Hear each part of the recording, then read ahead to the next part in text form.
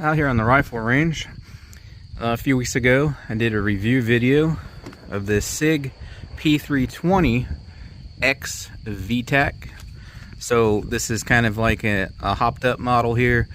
These run about 750, 800 new compared to the standard P320 being in, you know, like 500, 600. But basically, optics ready. Comes with these cool suppressor height or co-witness height sights there. Those green dots you see glowing great there actually for the daytime, and then there's actually a set of tritium underneath of it that glow in the dark that you cannot see in the daytime right now.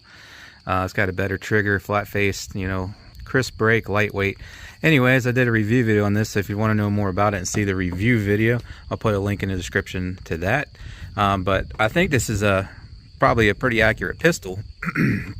So I wanted to try it at 100 yards. I do this a lot on the channel. It's just for fun, but it does serve some sort of real world purpose. Let's say you're out hiking or something and you got lost for several days and you're starving to death or whatever. You see it a deer at 100 yards, but you can't get any closer for fear of it running off or whatever. You know, it's good to know that if you're sidearm, if you can actually take a shot at a deer, again, in a survival situation only, you know, 100 yards if you have to. And like I said, I've done this several times on the channel. I've gotten multiple pistols out there accurately at 100 yards. So whenever I have one that I think is up to the task, I usually bring it down here and make a quick little 100-yard video. So that's what we're going to do today. I don't know how accurate this stuff's going to be out there. Obviously, you'd be better off with like some competition grade or match grade ammo, or maybe even hunting ammo. A lot of times, even the self-defense ammunition, the jacketed hollow points, are more accurate than just your cheapo practice stuff here. But that's what we got today to run. Down there at 100 yards, that is a laser rangefinder confirmed 100 yards. I got my 16-inch steel gong set up there. So I'll just shoot it free-handed at first, but I'm going to kind of just like rest off the table here. I am getting a little bit of wobble, I can see. I want to see how well I can do like that first, and then afterwards I'll lean it off the edge of this bag, which does make it a little more steady, and we'll see how we do then. But first and foremost, this thing's pretty well zeroed at 7 yards, but just because it's zeroed at 7 yards doesn't mean it's going to be perfectly zeroed clear out there at 100 yards. So depending on where it's hitting and whatnot, I'll either have to adjust this rear sight further or just use Kentucky windage and adjust my aim accordingly so that we can hit the plate. Alright, so my very first shots are probably going to be misses. I got to see where to hold, so I'm going to go ahead and zoom you guys in for these first few shots.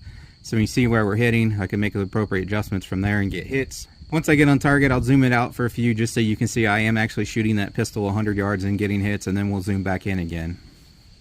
Now you can see there's a little cluster there. There's a 22 mag from a rifle from a video I just did. So we do have those down there, but everything else is going to be this pistol. And also, let me zoom you guys out. It's pretty freaking windy. It's coming back and going off to the right, but it's more going off to the right than it is coming back. So that is going to push our shots some, and it's been varying back and forth between 2 to 3 to 10 miles an hour. So when it kicks up, it's going to push it more to the right than when it's lower. So we're going to have that affecting us here today too as well. All right, here we go. And remember, I am just shooting, resting off of the bench here, and later on we'll go off the bag, see if that improves it any. So to start out, I'll just do a 6 o'clock hold on that gong.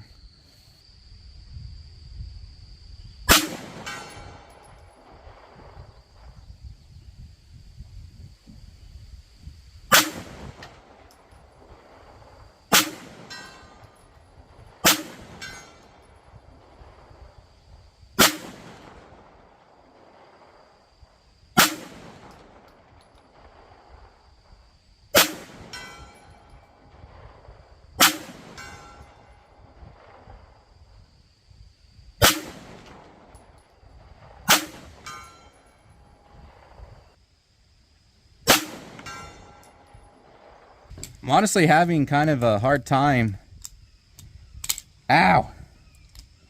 seeing the target out there, and also I can see I'm wobbling quite a bit, so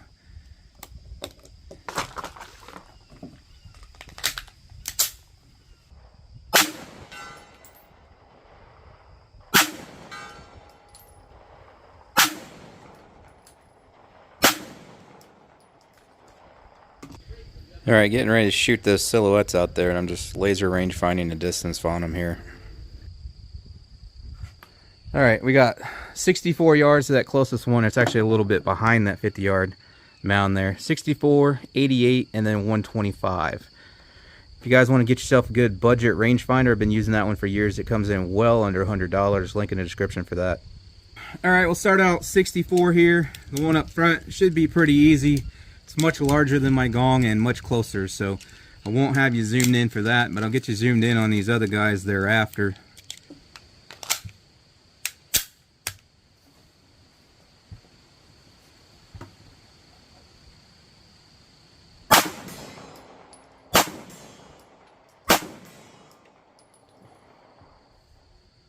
So that was 64 yards at a man-sized target, easy as crap. I know this gun will do it, I'm just having difficulty. I don't have the greatest eyes either, and like that target out there keeps blurring for me. Plus the front sight, aiming at it at 100 yards, that front sight is larger in appearance than that my red gong was, so that doesn't help either. I really want to get an optic on this thing before I let it go for the next gun that I get for review.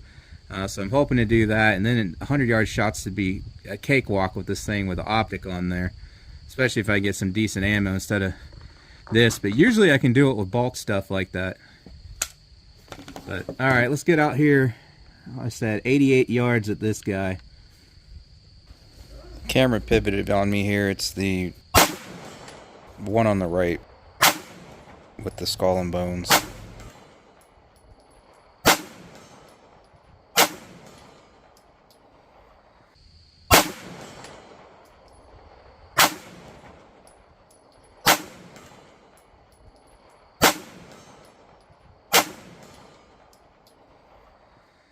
Alright. Oh, I had you guys on the wrong stinking one. Let's do that again. I got 3 out of 4 hits, but I wasn't really trying because I knew that'd be pretty easy.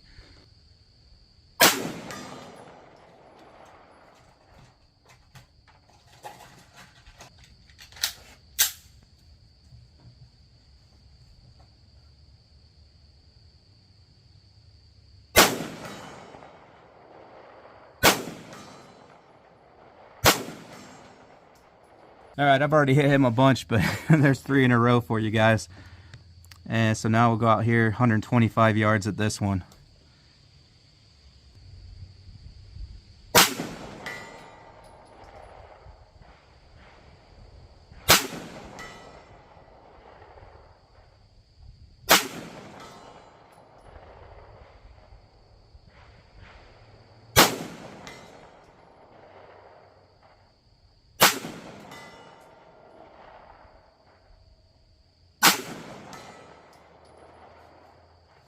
Alright, surprisingly that one was dinging pretty good. I think that was 6 in a row, no misses.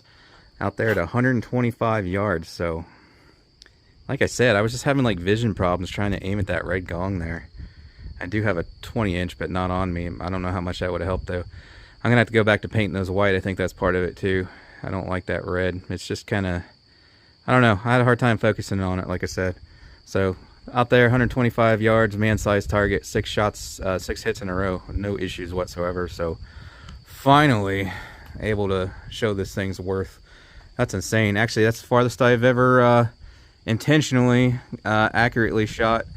I mean, I've got like a few hits at 150 just messing around before, but that's a new record for the... I mean, it's a much bigger target, but that's the size of a man down there at 125 yards. So yeah, that's that's with iron. So imagine if I had a red dot on there. So that's probably way longer and more boring than it needed to be. Like I said, usually it doesn't take me that long, but I was just having issues today, man. 100 yards there on that target. Issues focusing on it and getting those hits, but as you just saw there, 100 yards, no problem. And I was shooting kind of fast, or excuse me, 125 yards, no problem. And I was shooting kind of fast, so yeah, this thing is pretty amazing, especially for the kind of entry-level price for something like this. She's a shooter, so we'll see if I get an optic on there. I don't really have to now. I just proved it's 125 yard accurate, but hey, maybe with an optic we could take it out 150. I'll definitely take it back out on the pistol bay and run it with an optic, which should hopefully let me run more accurate and faster on the pistol bay as well, but we'll see. Anyways, guys, thanks for sticking through to the end. If you want to get any products you see me use in the video, like that shooting bag there, earmuffs, safety glasses, and more, even my steel targets, paper targets holder, link in the description. Thank you for stopping by, and I hope to catch you on the next one.